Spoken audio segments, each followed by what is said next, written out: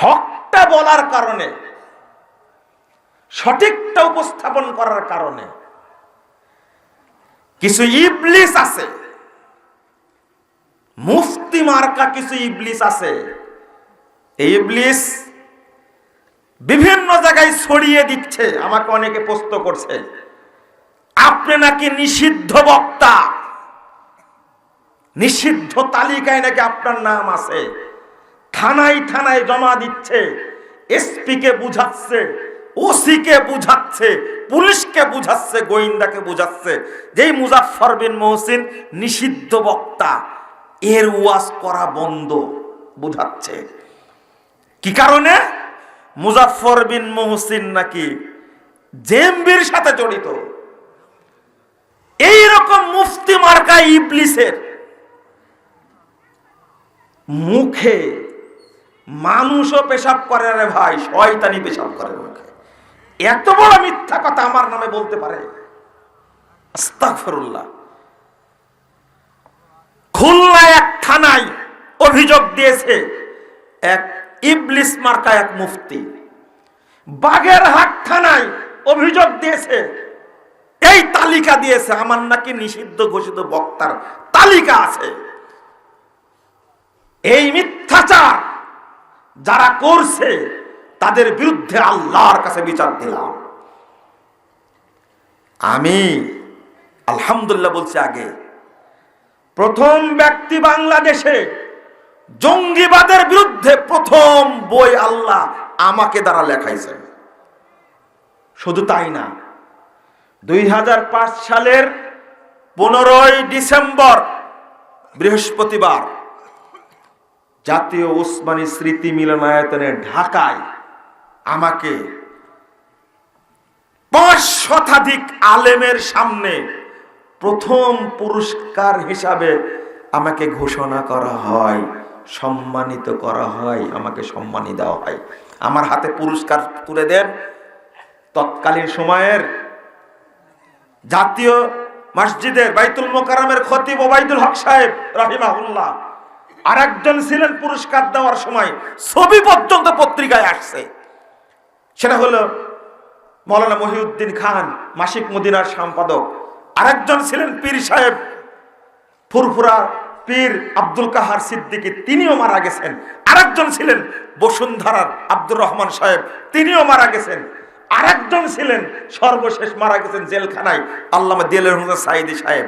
তারা আমার হাতে পুরস্কার তুলে দেন জঙ্গিবাদ বিরোধী লেখার কারণে। প্রথম পুরস্কার।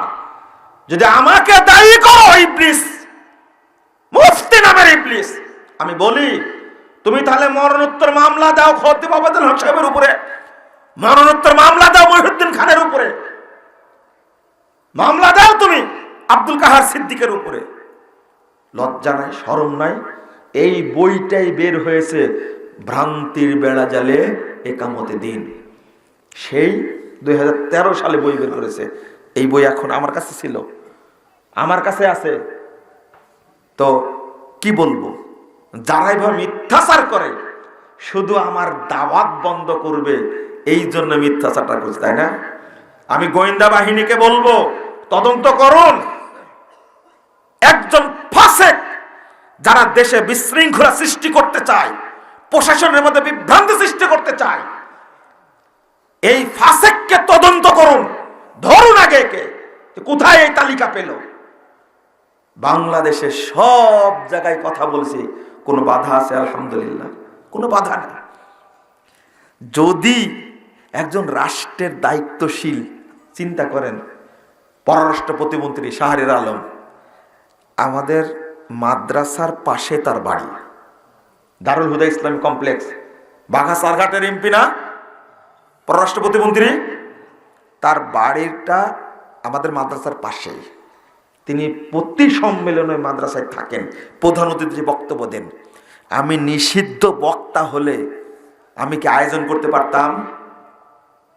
কত বড় গাধার গাধা যে মিথ্যাচার করছে এইভাবে। আরে ইবলিসও এই মিথ্যাচার জানে না। এখানে হেদায়েতের দোয়া করবো না ধ্বংসের দোয়া করবো, আল্লাহ ভালো জানেন।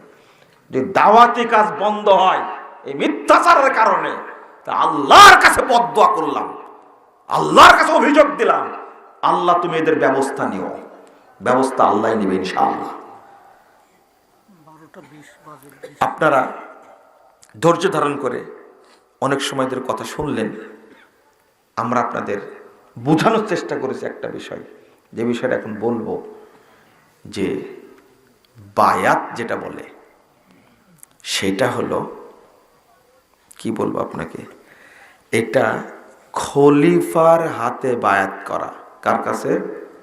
খলিফার কাছে, কোন পীরের কাছে বায়াত করা না। সাহাবীরা বুঝছেন একরকম, আপনি বুঝলেন আর রকম কেন?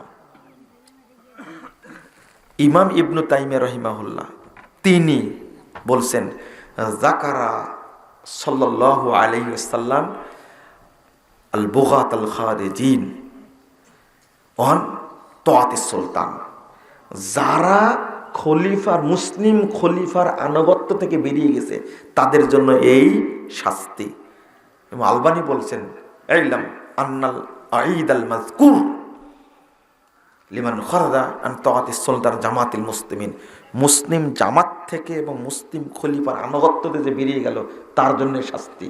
ওয়ালাইসা কামা ইয়াতাহামুল বাগ আইয়ুবাইয়া কুল্লু হিজবিন ওয়া শিয়াবিন রাইসাহু।